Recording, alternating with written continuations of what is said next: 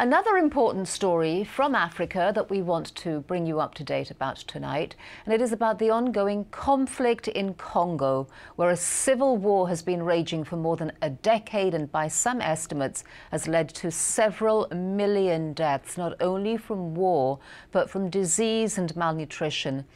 More than a year ago, Michael Kavanagh, reporting for World Focus with the help of the Pulitzer Center on Crisis Reporting, brought us two memorable stories from that country.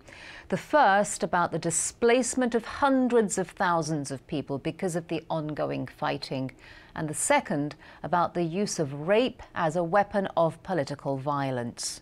Michael Kavanagh has just returned from Congo, where he now lives, and joins us here tonight. Thank you very much for being on the program. Thanks for having me. Well, paint as vivid a picture as you can for us of the humanitarian situation on the ground in Congo. I would say right now the security situation is the worst it's been in years. For the past year, the Congolese army, along with the United Nations and the Rwandan army in January and February, have been chasing down this Rwandan Hutu rebel group, whose leaders are actually implicated in the Rwandan genocide. And the humanitarian consequences have been disastrous. Practically 1 million displaced people in the last year alone, 7,000 to 8,000 rapes, probably more. Maybe 1,000 to 2,000 people have been killed. These are mass rapes. They're still continuing. Yeah, they're still continuing. In fact, some have said that they're worse than ever. What about the refugee camps? What's the situation like there?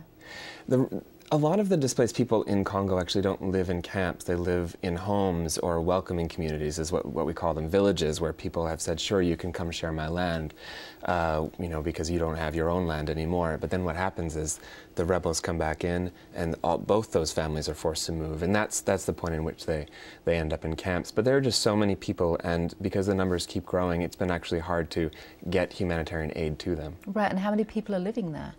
In the camps, or in the camps right now, it's up to about 2 million total in all of East and Northeastern Congo. And what are the conditions like in these camps?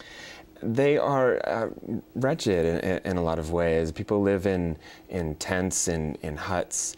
They get rained on all the time. It rains a lot in Eastern Congo. It's right along lakes and in the mountains. It's cold. You don't think this about Congo, but it's in the mountains, and it gets very cold at night. And there's disease. There's always cholera outbreaks. There's typically problems with malaria. And then the security, of course. I mean, you have to remember that these camps aren't very well protected at all. And so rebel groups will show up. Sometimes even members of the Congolese army will show up, and you'll have death or torture or rapes in the middle of the night.